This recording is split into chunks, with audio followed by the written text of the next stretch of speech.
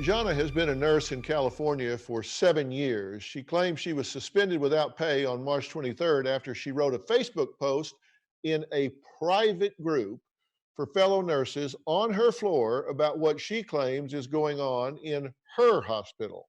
She claims her management got hold of that private post and allegedly told her that she violated HIPAA and she was suspended. So, Jana, tell me what you think is really going on here.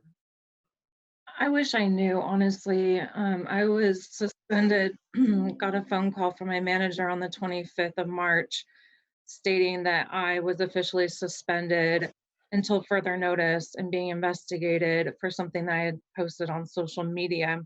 I asked Right. for details and they stated that they would not give me details until I met with them the following day. So I hung up the phone and I immediately called my union and told them what had happened, and they went with me to the meeting the following day.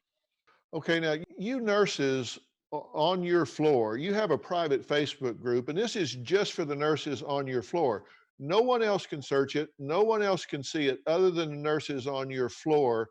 And pretty much this exists on every floor of the hospital, correct? From what I've understood, yes, I know that ICU has one. I know the unit across from us has one. They're created by the nurses for the nurses, and they're only primarily for the nurses that actually work on each floor. My particular group contains about 42 employees from my floor. Not everyone has Facebook, but it's a private group. No one can search it, no one can find it. You're only invited to be in it if you actually are employed on that floor. I know that one of your rules is that you do not violate HIPAA laws, and you're being told by administration that you don't need uh, personal protective equipment, and they do have masks that I understand are being kept in a cage to conserve them so nurses can't access them, and you're given one a day and it's not an N95. Is that correct?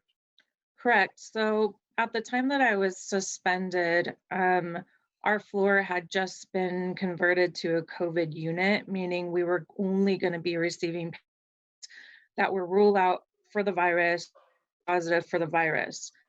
At that time, we still had healthy patients. What I mean by healthy is they don't have the virus, Right. but they did have comorbidities such as diabetes, dialysis, cancer. My concern at the time was that the rumors are flying that our unit was going to become a COVID unit. When I asked administration if that was true, I was told that that was not true, that those were just rumors. But in fact, 2 days later, the CNO did confirm that our floor was going to be the COVID floor. You were told you don't need PPE, but then when you were suspended, you got called that day and said you had been exposed and you needed to quarantine. Correct. That doesn't seem like it. That's inconsistent. Correct. It can't be both, right? Right. So the day that our floor had become officially the COVID unit and they started transferring all the patients to our floor, one after the other, I said in a private Facebook group to the nurses that work only on that floor that heads up, our floor is now the COVID floor. Be careful because I want to warn my staff what they're about to walk into for night shift. These patients were being put into rooms with the doors wide open. They're not in negative pressure rooms, they're not in any other special room. And some of the neighbors to these patients are patients that don't have the virus who are just there because they're sick.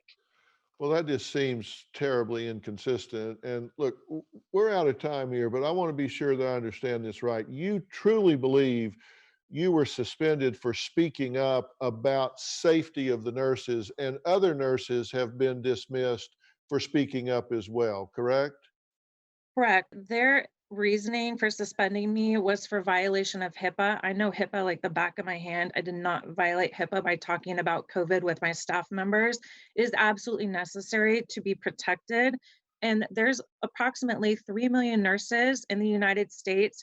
Can you imagine if they all get COVID because they're not being protected by their hospitals and being suspended for speaking up when this is a time we all need to unite and stand together?